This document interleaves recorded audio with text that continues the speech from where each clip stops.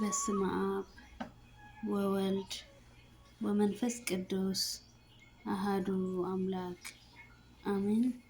ሰላም ከመይ ኣለኹም ናይ ክርስቶስ ቤተሰብ ሎማዓንቲ ድማ 10 ክፋል ሕቶን መልስን ሒዘ ቀሪበ ኣለኹ። እሺ ሕቶ ቁጥሪ 1 ኩሎም እኳ እንተኸሓዱኻ ኣነ ግን ኮቶ ኣይክሕደካን እየ ዝበለ ሐዋርያ መን ይበሃል? ሀ ጴጥሮስ፣ ለ ዮሐንስ፣ ሐ ቶማስ፣ መ መልሲ የለን። መልሲ ሀ ጴጥሮስ። እሺ ሕቶ ቁጥሪ 2 ንቅድስት ድንግል ማርያም ከበስር ናብ ናዝሬት እትበሃል ዓዲ ናብ ገሊላ ዝተልኣኸ መልኣኽ መን ይበሃል? ሀ ቅዱስ ሚካኤል፣ ለ ቅዱስ ገብርኤል፣ ሐ ቅዱስ ሩፋኤል፣ መ ቅዱስ ኡራኤል። መልሲ ለ ቅዱስ ገብርኤል። እሺ ሕቶ ቁጥሪ 3 ኣዴና ቅድስት ድንግል ማርያም ናይ አብርሃም ድንኳን፣ ናይ ኖህ መርከብ፣ ናይ ያዕቆብ መሳልል ተባሂላ ትጽዋዕ እያ። ናይ ኣዳም ከ እንታይ ተባሂላ ትጽዋዕ? ሀ ገነት፣ ለ ሔዋን፣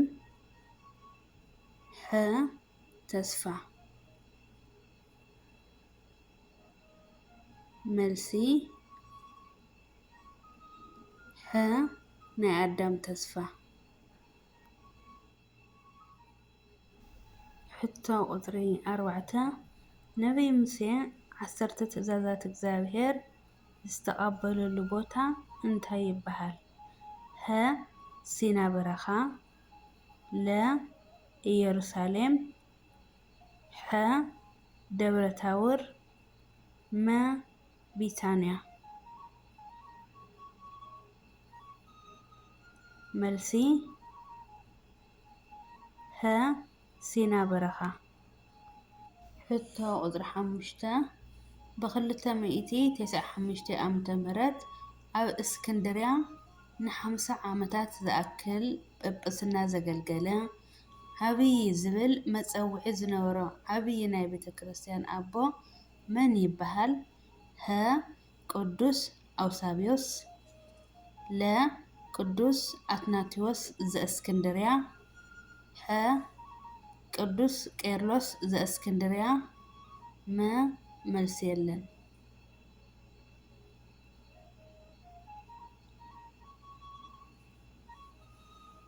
መልሲ ለ ቅዱስ አትናቴዎስ ዘእስክንድርያ። ሕቶ ቁጥሪ 6 ቅዱስ አትናቴዎስ ንቤተ ክርስቲያን ካብ መንን መንን ተጊሁ ብምክልኻል ኩሉ ግዜ ዝዝከርን ሰፊሕ ኣፍልጦ ዝነበሮን ኣቦ እዩ። ሀ ካብ ኣርዮስን ኣርዮሳውያንን፣ ለ ካብ ንስጥሮስን ንስጥሮሳውያንን፣ ሐ ካብ ሄሮዶስ።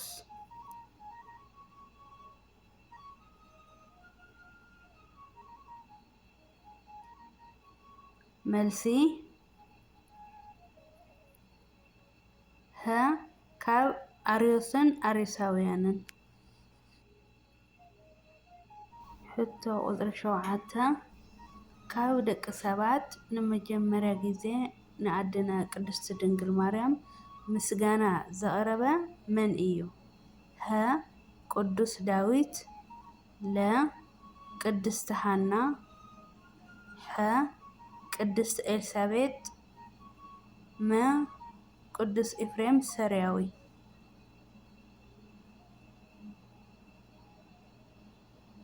መልሲ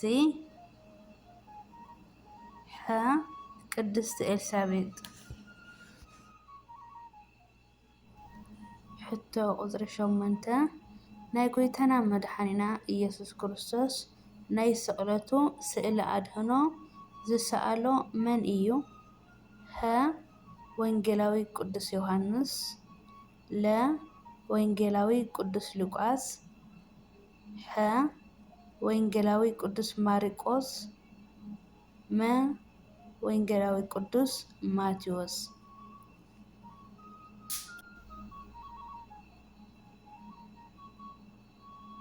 መልሲ ሀ. ወንጌላዊ ቅዱስ ዮሐንስ ሕቶ ቁፅሪ 9 ናይ ኣዴና ቅድስቲ ድንግል ማርያም ስእሊ ኣድህኖ ንመጀመርያ ግዜ ዝሰኣሎ ቅዱስ መን እዩ? ሀ. ቅዱስ ኤፍሬም ለ. ቅዱስ ሉቃስ ሐ. ቅዱስ ዮሐንስ መ. መልሲ የለን መልሲ ለ. ቅዱስ ሉቃስ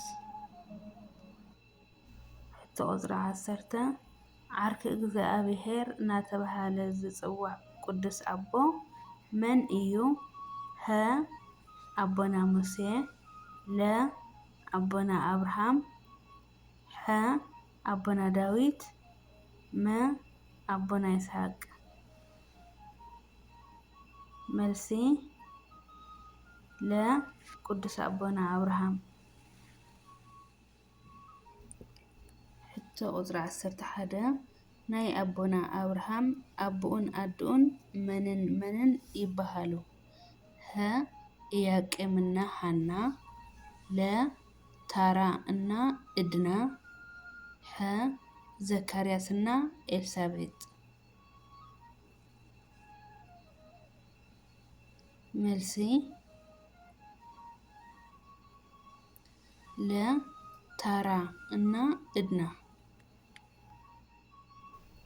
ሕቶ ቁፅሪ 12 ካብዞም ዝስዕቡ ቅዱስ ኤፍሬም ሰርያዊ ዝፀሓፎም ኣየኖት እዮም? ሀ. ውዳሴ ማርያም ለ. ስለ ስቕለት ጎይታና መድሓኒና ኢየሱስ ክርስቶስ ሐ. ስለ ትንሳኤ ጎይታና መድሓኒና ኢየሱስ ክርስቶስ መ. ኩሎም መልሲ እዮም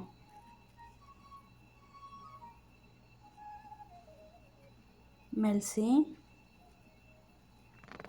መ. ኩሎም መልሲ እዮም እሺ እምበኣር ፍቁራት ስድራ ልዑል እግዚኣብሄር ኣላዓዒሉ ዘጀመረና ኣጀሚሩ ንዘፈፀመና ልዑል እግዚኣብሄር ኣምላኽና ክብርን ምስጋናን ኣምልኾን ውዳሴን ይብፅሓዮ ኣሜን ኣሜን ኣሜን ኣብኡ ዘውደቕክዎ ዘንጠብክዎ ብኣፈ ትጉሃን መላእክቲ ተኣረመለይ ኣሜን ወስብሐት ንእግዚኣብሄር ልዑል ኣሜን